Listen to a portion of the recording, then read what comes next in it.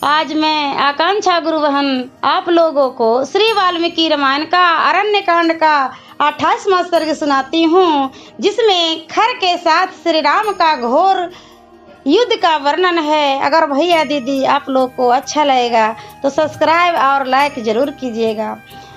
त्रिसरा सहित दूषण को रणभूमि में मारा देख श्री राम के पराक्रम पर दृष्टिपात करके खर को भी बड़ा भय हुआ।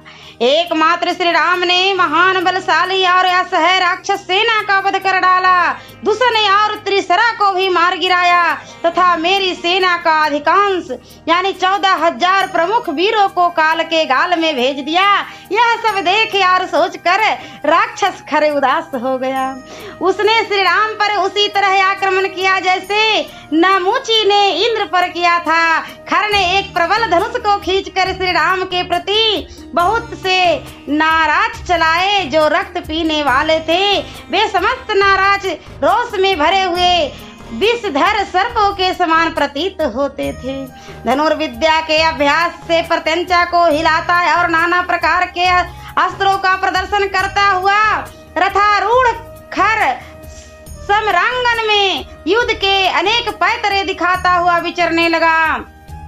उस महारथी वीर ने अपने बाणों से समस्त दिशाओं और विदिशाओं को ढक लिया। उसे ऐसा करते देख श्री राम ने भी अपना विशाल धनुष उठाया और समस्त दिशाओं को बाणों से आच्छादित कर दिया। जैसे मेघ जल की वर्षा से आकाश को ढक देता है, उसी प्रकार श्री रघुनाथ जी ने भी आग की चिंगारियों के समान दुस्सह सहायकों की वर्षा करके आकाश को ठसाठस भर दिया। वहाँ थोड़ी सी भी जगह खाली नहीं रहने दी। खर और श्री राम द्वारा छोड़े गए पहने बाणों से व्याप्त हो सभी ओर फैला हुआ आकाश चारों ओर से बाणों द्वारा भर जाने के कारण अवकाश रहित हो गया। एक दूसरे के वध के लिए रोष पूर्वक जूझते हुए उन दोनों वीरों के बाण जाल से आच्छादित होकर सूर्य देव प्रकाशित नहीं होते थे। तदंतर खर ने रणभूमि में श्री राम पर नालिक नाराज और तीखे अग्रभाग वाले विकीर्ण नामक बाणों द्वारा प्रहार किया, मानो किसी महान गजराज को अंकुशों द्वारा मारा गया हो। उस समय हाथ में धनुष लेकर रथ में स्थिरता पूर्वक बैठे हुए राक्षस खर को समस्त प्राणियों ने पासधारी यमराज के समान देखा। उस बेला में समस्त सेनाओं के का वध करने वाले तथा पुरुषार्थ में पर डटे हुए महान बलशाली श्री राम को खर ने थका हुआ समझा। यद्यपि वह सिंह के समान चलता और सिंह के ही तुल्य पराक्रम प्रकट करता था, तो भी उस खर को देखकर श्री राम उसी तरह उद्विग्न नहीं होते थे जैसे छोटे से मृग को देखकर सिंह भयभीत नहीं होता है। तत्पश्चात जैसे फतिंगा आग के पास जाता है, उसी प्रकार खर ने अपने सूर्य तुल्य तेजस्वी विशाल रथ के द्वारा श्री रामचंद्र जी के पास गया। वहां जाकर उस राक्षस खर ने अपनी हाथी की फुर्ती दिखाते हुए महात्मा श्री राम के बाण सहित धनुष को मुट्ठी पकड़ने की जगह से काट डाला।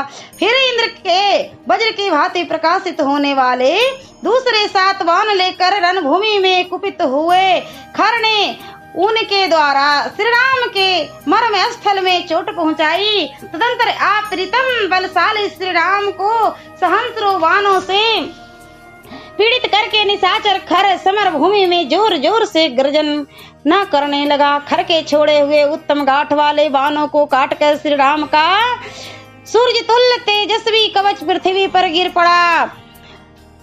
तब शत्रुओं को नाश करने वाले भगवान श्री राम ने अपने विपक्षी विनाश करने के लिए एक दूसरे विशाल धनुष पर, जिनकी ध्वनि बहुत ही गंभीर थी, प्रत्यंचा चढ़ाई। वह दर्शनीय स्वर्णमय ध्वज अनेक टुकड़ों में काट कर धरती पर गिर पड़ा। मानो देवताओं की आज्ञा से सूर्य देव भूमि पर उतर आए हों। क्रोध में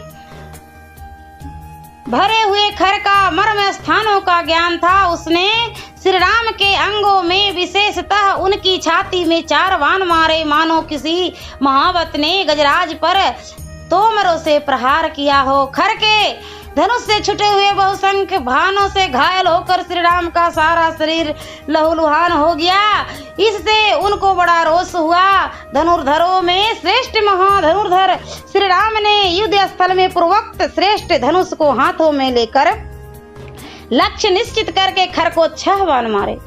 उन्होंने एक बाण उनके मस्तक में, 2 से उसकी भुजाओं में और 3 अर्ध चंद्राकार बाणों से उसकी छाती में गहरी चोट पहुंचाई। तत्पश्चात महातेजस्वी श्री रामचंद्र जी ने कुपित होकर उस राक्षस को सान तेज किए हुए और सूर्य के समान चमकने वाले 13 बाण मारे। एक बाण से तो उसके रथ का जुआ काट दिया, 4 बाणों से चारों चितकबरे घोड़े मार डाले और 6ठे बाण से युद्ध स्थल में खर के सारथी का मस्तक काट गिराया। तत्पश्चात 3 बाणों से त्रिवेणु और 2 से रथ के धुरे को खंडित करके महाशक्तिशाली और बलवान श्री राम ने 12वें बाण से खर के बाण सहित धनुष के 2 टुकड़े कर दिए। इसके बाद इंद्र के समान तेजस्वी श्री राघवेंद्र ने हंसते हंसते ब्रजतुल्य 13वें बाण के द्वारा सम्रांगन में खर को घायल कर दिया। धनुष के खंडित होने पर धनुष रथ के टूटने, घोड़ों के मारे जाने और सारथी के भी नष्ट हो जाने पर खर उस समय हाथ में गदा ले रथ के से कूदकर धरती पर खड़ा हो गया। उसी अवसर पर विमान पर बैठे हुए देवता और महर्षि हर्ष से उत्फुल्ल हो परस्पर मिलकर हाथ जोड़ महारथी श्री राम के उस कर्म की भूरी भूरी प्रशंसा करने लगे। सियावरे रामचंद्र की जय। और मैं अगले वीडियो में अरण्य कांड का 29वां सर्ग सुनाऊंगी।